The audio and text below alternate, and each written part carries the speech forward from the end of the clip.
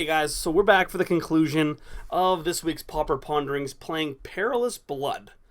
And we unfortunately went 1-2. I think it could have been reversed. Maybe a 2-1 could have happened there. And people are going to say, well, why'd you leave that third match in there? And you know what? It's a good learning experience because not every game is going to go perfectly.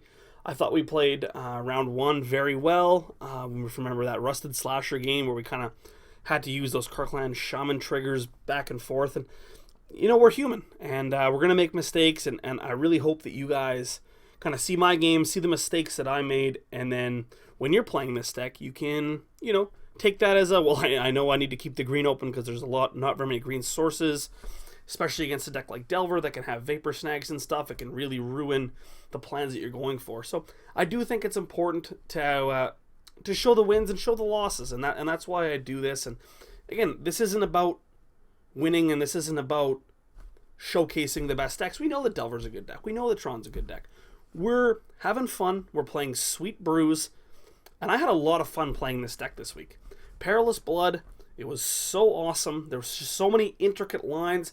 We definitely saw that in game 2 of round 3, where I was able to eventually get a Bloodbriar going, and he died. We saw in round 1, match 1, or I guess match 1, game 1, where we had the Rusted Slasher, Bloodbriar, Kirkland Shaman interaction going on. That was also really sweet. If you haven't watched that yet, I don't know why you're here watching this video, but you should probably go back and watch round 1 because it was a doozy. Probably the sweetest Pauper Ponderings I have ever been a part of.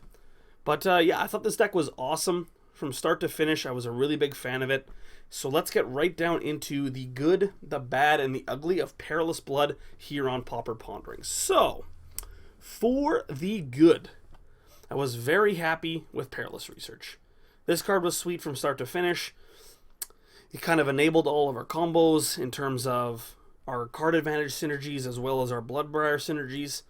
I'm just very, very happy with it. The card is efficient. It's an instant. It does everything you want to do. I was also very happy with Galvanic Blast. Obviously, a strictly better Lightning Bolt is going to be very, very good.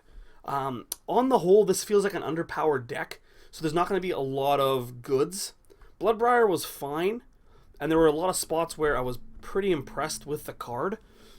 But a lot of spots it did feel like a mediocre 3-mana 2/3, and that's kind of where we're going to go into the bad.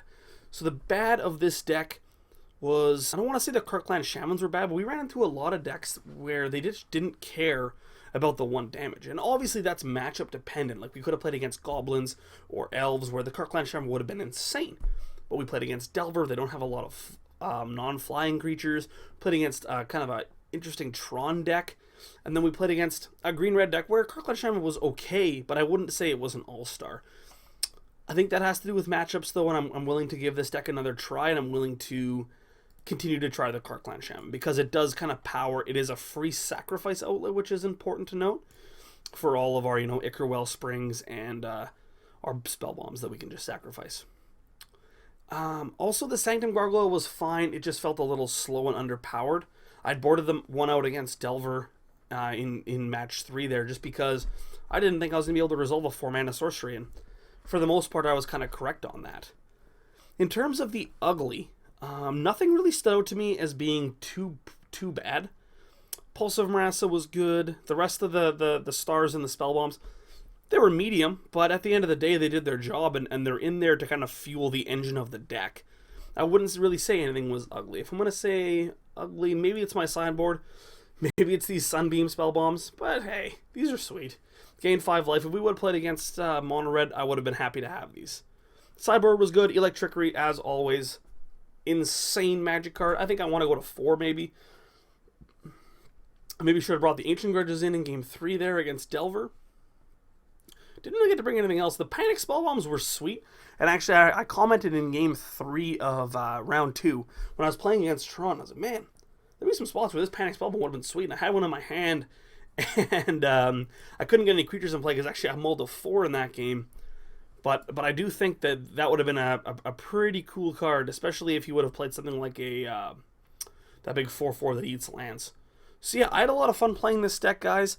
I hope you had fun watching it. If you enjoyed it, please like, share, and subscribe this video, as well as make sure you check us out on themanabase.com if you're not already there already. New content every single day with a lot of talented people here from Winnipeg, Manitoba, and all across North America. It's just a Magic content page made by Magic players for Magic players. So I'm happy you guys watched, and yeah, if you have any comments about how badly I've played in round 3, please make sure, tell me how badly I played in the comments. Tell me how badly I played in the Reddit thread that I'm going to post this to, because I love it. It just makes me better. It helps me make better videos for you guys, and that's at the end of the day what I want to do, is I want to make sweet Pauper videos for you guys. I hope you enjoyed it. My name is Austin. I am on the Mana Base. This was Pauper Ponderings, Perilous Blood, and I will see you guys next week.